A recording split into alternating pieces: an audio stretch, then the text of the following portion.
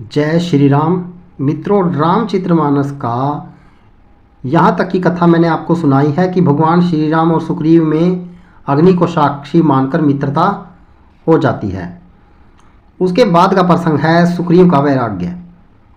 सुग्रीव ने कहा, हे रघुवीर सुनिए, बाली महान बलवान और अत्यंत रणधीर है। फिर सुग्रीव ने श्री राम जी को दुदुम्बी राक्षस की हड्डियां व ताल के वृक्ष दिखाए। श्री रघुनाथ जी ने उन्हें बिना ही परिश्रम के आसानी से ढहा दिया। श्री राम जी का अपरिमित बल देखकर सुग्रीव की प्रीति बढ़ गई और उन्हें विश्वास हो गया कि ये बाली का वध अवश्य करेंगे। वे बार बार चरणों में सिर नवाने लगे। प्रभु को पहचानकर सुग्रीव मन में हर्षित हो रहे थे।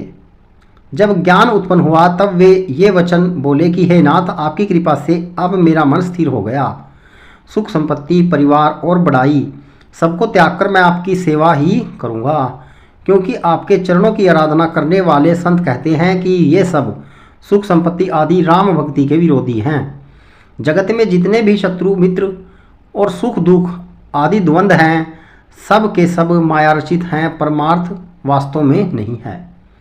हे श्री राम जी, बाली तो मेरा परम हितकारी है, जिसकी कृपा से शोक का नाश करने वाले आप मुझे मिले और जिसके साथ आप स्वप्न में भी लड़ाई हो तो जागने पर उसे समझाकर मन में संकोच होगा कि स्वप्न में भी मैं उससे क्यों लड़ा। हे प्रभु, अब तो इस प्रकार कृपा कीजिए कि सब छोड़कर दिन रात मैं आपका भजन ही करूं। सुग्रीव की वैराग्य युक्त वाणी सुनकर उसके क्षणिक वैराग्य को देखकर हाथ में धनुष धारण करने वाले श्री राम जी मुस्कुराकर बोले, तुमने जो कुछ कहा है वह सभी सत्य है, परंतु हे सखा, मेरा वचन मिथ्या नहीं होता। अर्थात बाली मारा जाएगा और तुम्हें राज्य मिलेगा। काक विशुंडी जी कहते हैं, हे पक्षियों के राजा गरुड़, नट मदारी के बंदर की तरह श्री राम जी सबको नचाते हैं, वेद ऐसा कहते हैं। तदंतर सुग्रीव को साथ लेकर और हाथों में धनुष बाण धारण करके श्री रघुनाथ जी चले। तब श्री रघुनाथ जी ने सुग्रीव को बाली के पास भेजा।